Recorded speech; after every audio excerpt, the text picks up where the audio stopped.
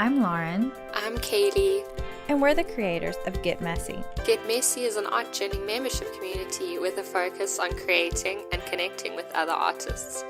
It's both for beginners and experienced art journalists. This is our monthly interview series, Messy Conversations, where we talk to some of our favorite art journalers and have them share their talents, secrets, and inspiration with us. Through these conversations, we hope that you'll learn more about art journaling and are encouraged to find your own style by seeing all the differences in the artists that we interview. We especially hope that you're inspired to make something.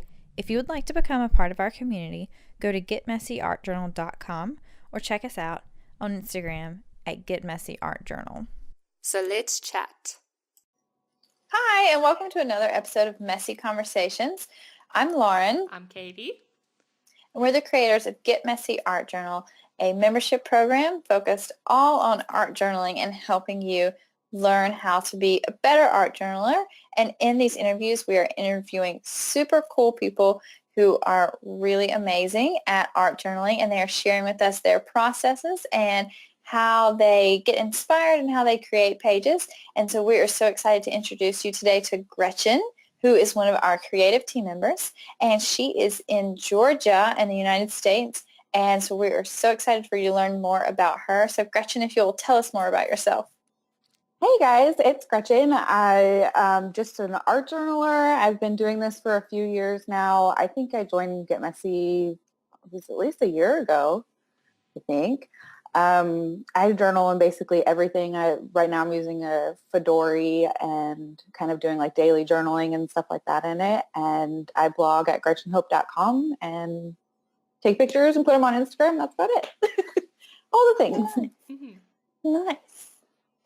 Well, Gretchen, if you will start out by telling us a little bit about how you got started with art journaling. How I got started. I think it was probably around the time that Pinterest started coming in, and I was scrapbooking. My daughter is almost 9, so before she was born, I started scrapbooking. And then Pinterest came in, and I started doing what everybody did at that time, just being sucked in by Pinterest and looking at all the things. And I just stumbled across, I can't remember, it may have been like Marianne Moss or somebody like that I just stumbled across one of their pages, and I was like, what is this? So I just researched it and kept looking around on Pinterest and said I want to try it. And it was just something that scrapbooking, I love scrapbooking, but it seemed kind of flat to me, like we're just documenting events or like the highlights instead of the normal everyday routine of what we do and like the feelings that are underneath and things like that. So I kind of wanted something deeper, and that's really how I got into art journaling. Just kind of started blending the two and came up with my own way of doing it, and been doing it ever since. Yeah, I think a lot of people can relate to the scrapbooking, like only like hitting the surface memories, and surface feelings, and all of that. It is I like birthday parties. It's the same for me. Not really much else. So yeah, that's how I got started. It's pretty easy. Nice. Okay, so you say it's pretty easy. So tell us about how it was when you first started making pages. What was that like for you? Not easy. Yeah. I think I've got some of my old stuff. It's really, I don't know. I first started off more of like just writing in the pages because that's what I was missing on the scrapbook side. I wanted the more in-depth stories and the details and things like that. You can't really fit in a scrapbook page. So it started off more like that, and then I started adding, magazine clippings and washi tape, and what else did I add? Sticky notes, stickers, all kinds of stuff. Show us. Show us. I want to see. Sorry. Okay, I'll try to show you. What is this? This is February 2015, It so is this a gorgeous cover. Really old. This is the ones that I made. So you can see it's kind of like more just like journaling, a lot of writing, and then a little bit of detail here and there. And then I started adding, let me see. I didn't even write really much on that page. But I just started adding pictures and stickers and things like that to it. And then the more I progressed into it, the more I started adding paint and like you can see this one. See, there's like paint on the back of the page, and I've got this flipped out so I can put pictures from our beach trip and like things like that. And that's a postcard that I just put stuff on the back. But it just felt like more, I don't know. I don't know. Art journaling is so hard that's one of my favorite pages. It's beautiful. My Oh, sister. yeah. And then I put a Yeah. feather on it and stuff like that. So in the beginning, it was a lot of writing. And then now I've kind of I still do that part, but I also do other things that are not so much writing. I've got a lot of just weird watercolor stuff that I'm working on here and there. So Like playing around with the art side of it. yes. And that's what I kind of started doing, was more with like paint in the background. I don't know if you can see that. Yeah. It's beautiful. Painting and using, I don't know, what is it called? What is it called? Oh, modeling paste and just whatever I can get my hands on. I want to try it. So it started off really simple, but then it's kind of worked deeper and deeper on that side. So Yeah.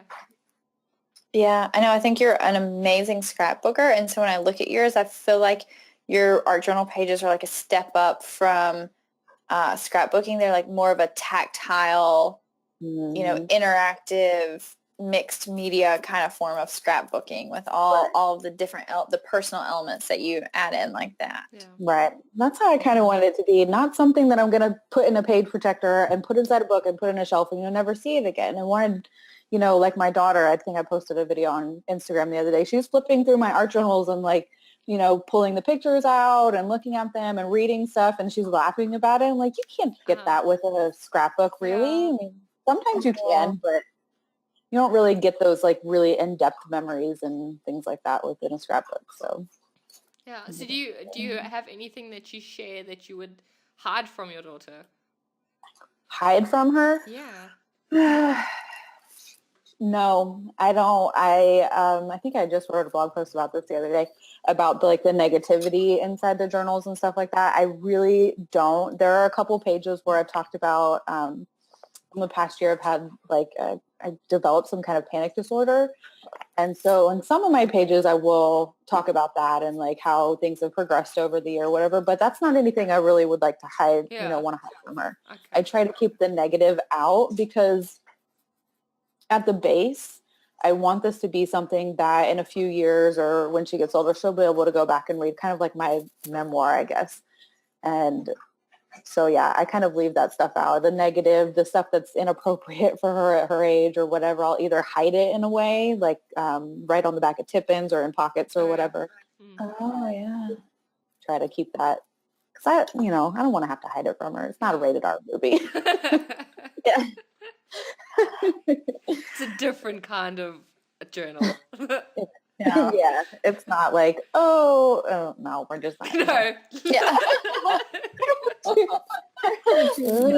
talk about stuff like that. So, yeah. No, I love that you describe it as a memoir because I feel like scrapbooking is more about other people and like your family and those kind of things. And an art journal is so personal. It definitely is more of a personal memoir. And there is more of a feeling of freedom that you can put in more personal stuff in there without feeling like, oh, I just made a whole scrapbook about myself, Right. And yeah. there's Right. And Bridges of Madison County, like I have not read the book. I don't read, not like that. But in the movie, have you guys seen it? No.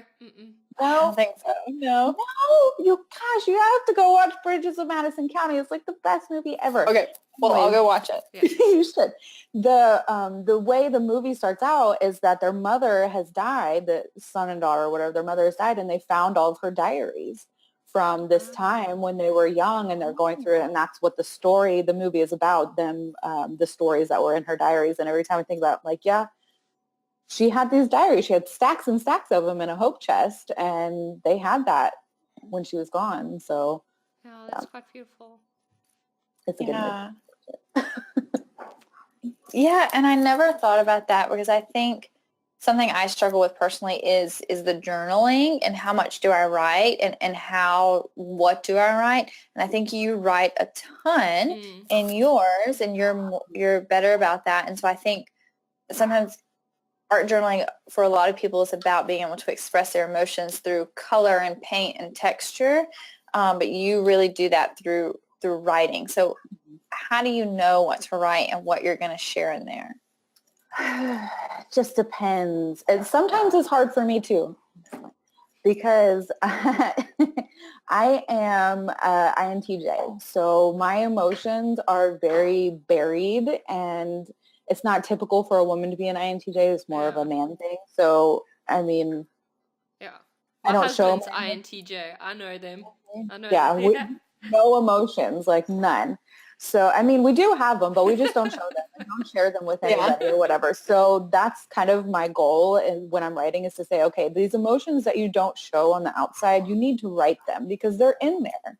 And I don't want to get them all backed up in my body. And, so that's what I try to write about. I also will write about just like, if we went to the park one day or whatever, I'll try to write the story about that and all the, details and things. I'm going to smack my dogs. They're under the table. Go somewhere else. They're arguing over a bone. Go somewhere else. I have them somewhere. They're probably not over. Oh yeah, there. I got these journal prompts. I do have journal prompts from somebody on Etsy, and she's a psychologist or something, or a therapist. So they're creative writing prompts. So sometimes I'll use those if I can't think of anything. It just depends. And like I've been using the Get Messy prompts, like the happiness stuff, and I'll write about that. And I watched the TED Talk. I'm like, yeah, I need to write something about that. So it kind of just depends on what I'm feeling like for the day. If I'm completely blocked, I'll just paint on the page and leave it for later and then write on it when I think So of something. you're not really like forcing it or just letting No. it flow. Yeah, I'm not sure. I sometimes have to because there's the non-emotional thing. I have to force myself to say, okay, there is emotion here. We need to write it down. Yeah. But sometimes it just comes. It just depends on the day. I don't know. Yeah, makes sense. Mm-hmm. Yeah. Can you talk more about how you use the prompts? Because I know a lot of people struggle and have lots of questions with how to use the prompts within Get Messy. Share your process and how you do those. I kind of just try not to take them too literally because I like having a set of parameters to work within, but if it's too pigeonholing, then it kind of just stumps me. Yeah. So like the quotes that are put up with, sometimes I'll just write the quote on the page and then write a response to the quote. Or like I was watching the TED Talks and the stuff that he was talking about, how we can fabricate or, our happiness based on the outcomes of certain things. Whatever. Yeah, that's kind of interesting because, we're military and we don't get a say really in where we live. So like the situation with us moving to Alaska, I don't want to go. I mean, I do. This is me fabricating the happy end of it. But there was a long time in there that I said, I don't want to go, but I had to make myself switch that around and be happy about it because I don't have a choice. So I'll kind of just take those things and try to apply it to my life in some way. And then, I don't know, it kind of just triggers. Every time we get new prompts, it just triggers something. And then I think about it for a couple of days and then I'll find something to write about or something to paint about. I don't know. Yeah. That's how I use the prompts. It works for me most of the time. All right. Do you want to show us some more pages? Sure. What do you want to see? Let me show you some older ones. Everything. I marked some of these, but I'm trying to remember what I did. See, sometimes it's just, I don't know if you can see magazine clippings and things like that, and then just write in there. I don't know. I guess I was feeling like I needed some solitude that day. I'm pulling my pages apart. And then this one, I've just got a picture of me and my grandmother. So I just wrote about my relationship with my grandmother. And love how much journaling you do. Yeah. Sometimes I don't do so much. That's not a ton. Just depends. That is a lot for me. Yeah. I know the typical art journal stuff is more, No, well, this year I'm actually I'm trying to use a lot more words. I think it's sometimes, I mean, if you look back, you have no idea what that stroke of paint meant. Yeah. So there's a difference between when you painting for letting things out and when you recording, memoiring. Yeah. Yeah, I don't know. I have different journals for different things, I think. This is one of my favorites. Oh, that's beautiful. It's fun. It's Oh, just paper. So I still have all this leftover scrapbook stuff. So I just cut the paper out and made a collage with it. It's pretty. But yeah, and then I've got, that's one I write in. I've got another, that's an old one. That's over with. But sometimes I don't. Sometimes I just paint. And that's what I like about this book. It'll handle either. Yeah. As long as I gesso the page, I can get the paint on there. And if I don't gesso the page, I can just write on it. It just depends. Nice. What kind of book is it? This is a A5 Essentials grid-lined notebook from Peter Popper Press. They're really cheap. I bought the first one when I was starting bullet journaling. And then because I was playing around with it, I just kept trying to put watercolor. And I'm like, wait, it kind of handles watercolor pretty well because the pages are so thick as compared to like a Moleskine. Yeah. And they're only like $12 on Amazon. Oh, And nice. I know. Yeah. We'll have links. P.S. We'll have links to all of this down below. Yeah. So anyone who's watching and wants to grab any of these blog posts or any of these great journals or things, we'll have links to those for you. Mm-hmm. I love how your journals have like a color palette. Do they? Yes. There's like, they've all like got such a strong style. I didn't notice they had color palettes. Maybe I should go look back through my journals. What's their color palette? It's beautiful. It's all like soft and feminine and Kind of like my house, I guess. I guess I decorate my house like I decorate my journals. Yeah. Yeah, I definitely feel like you have a very strong style. yeah. I do. See, that's the weird thing about it. When I look at it from my perspective, like I feel like I don't. Like Yeah. sometimes I do, but then when I go and I'm like, messing around in my regular paint watercolor journal, I'm like, I do not have a style, guys. But I still feel like all of those in that journal are so cohesive. Yeah. Mm-hmm. Yeah, in those ones they are. So I guess I'll just keep it separate in different journals. But I guess that's the thing about it. Like people who are just starting out, you think I'm never going to have a style. But even people, I've been doing this for 4 years? I still don't feel like I have a style. But then when other people look at it, like, yeah, you do. Yeah. Okay. Okay. Yeah.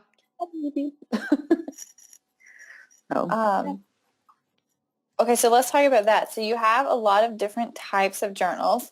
And I know that one thing you do is Bible journaling. Can you tell us a little bit more like what that is, what you do with that? I do. I didn't even bring it over here. It's close by. I can get it though. Okay. Bible journaling. First time I saw Bible journaling was Instagram. They have Illustrated Faith. Shauna Noel does it. And I think she started doing, I don't really know who started doing it, but when I saw it, I'm like, oh my gosh, I can totally do that because I paint and can mess around. It's basically just another form of like a worship instead of, just writing notes in the margins and, trying to keep your Bible pristine. It works for the creative people like me. We want to paint in there and, read a passage and then, elaborate on what spoke to us and things like that. So that's I've not really done a whole ton of it. I've done it a little bit here and there, but it's a lot of fun and it's kind of different. You have like this much space to paint in. Yeah. So it's not like a big old extreme traveler's notebook size. It is. And some people like paint over the wording and stuff like that on the Bible pages. I try not to because I still want to be able to read it, but it's kind of just how everybody else wants to do it. But it's a lot of fun. Yeah. Pretty good challenge. A little teeny tiny space and the really thin pages are like, gotta spread everything with a credit card. Oh, But it's fun. and because traditional Bibles have very, very like tissue paper thin paper. So you use a journaling Bible, right? I do, but the only thing that differentiates the journal part from the Bible part is the fact that there are 2-inch margins. Oh, really? Yeah. Mm-hmm. You want me to show it to you? I can grab it real quick. Yeah. I bought one of them. What? I need to buy one. I think I do. Now that I'm talking to her. It's fucking intimidating. I know. It's like, Very good. It's like God is going to punish me if I make this ugly.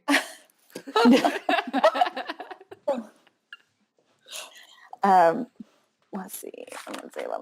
Oh, this is a recent one I did. You can hear it. Yeah, The pages are still tissue thin. So you have to be really, really careful. And I've seen some people like clear gesso the pages, but I don't do it. It still gets, I don't even know if you can It's see pretty that. warped. Yeah. It's But it doesn't It's look really, not too bad. Yeah. no, it's not too bad. And it feels really cool. Just, I don't know. It's just a different thing. I'm usually one of those people who likes really, really thick paper, but this kind of forces you to really consider, Beautiful. see that? Yeah. It is beautiful. How much paint you're putting on, how much moisture, and then using some other like cardstock and other things on top of it to kind of bulk it up. So it's interesting. It's really, really different. Yeah. But I don't look, I've painted over the whole page on that one. Oh my. But you can still see through it. So I use the Liquitex heavy body paint and smear it with a credit card. Like, so it's got a really, really, really thin layer on it, so you can still read, and it's not going to warp the pages too bad. But it's pretty fun, and there's a whole community on Instagram, online, and things like that for people who do this, and some people are amazing. So go check that out. It's fun. Yeah. Well, definitely. And I think that's just Illustrated Faith is their Instagram name. I follow them, and there's some really cool stuff people do.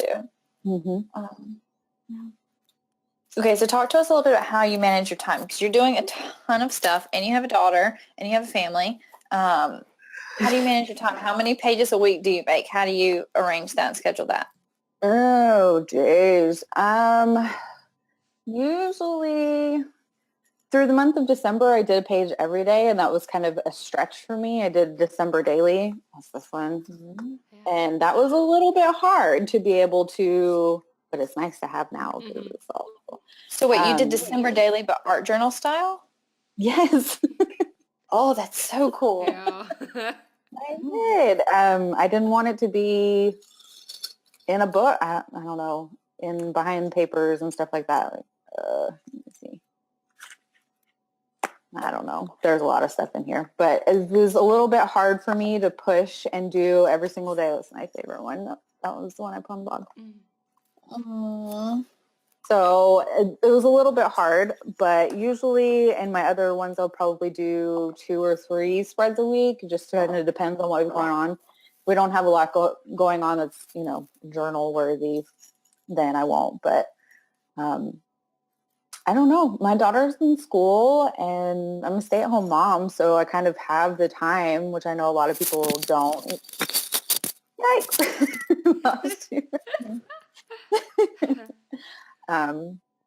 So I kind of just do things in between what I'm doing. If I've got like a load of laundry in, I might come over here and paint something. I got to do, go do something else, go to the store or whatever. I'll leave my paint out, my pages out to dry, or I just kind of fit it in here and there wherever I can. And usually the morning is good for me. I'll go take a walk and then come back here and do some painting or journaling for a little bit and then get on with my day. It's not too bad. I make time for it. I have to. Yeah. I have to. I feel bad if I don't. I feel yucky and just, I don't know, if I don't. So. All right. So what would be your number one tips for new people, new art journalers? Oh my gosh. My number one tip. I would say my number one, what? Oh, it's okay. It doesn't have to be your number one. Don't let that be too intense. This one, and I know number one, let's think about it all day long and figure out what the number one is. No, I would say try everything. It's something that I've kind of figured out recently, is just to try things. I mean, it's your journal. It's your place to mess around and make mistakes and learn from those mistakes. And if you decide you want to do watercolor today and acrylic tomorrow, or you want to dump coffee on your journal, then do it, because it's yours. And you'll never really figure out what you really, really like in your style if you don't try everything. Yeah. So I think that's a big thing, and I'm kind of trying to force myself to, is I've gone through a lot of stuff, but there's still a lot of stuff that I want to try. Just, I don't know, try everything and do it. Yeah. Figure it out. Find what you like. That's good advice. Mm-hmm. Well, thank you so much, Gretchen, for talking to us and for sharing with us. And we'll have lots of links links to Gretchen's pages and her blog and all that kind of stuff down below so that you can go see those pages more in detail. And you can ask her any questions, and I'm sure that she'll be happy to answer those. And so I hope that you'll join us for another Get Messy conversation next time. Bye. Bye. Bye.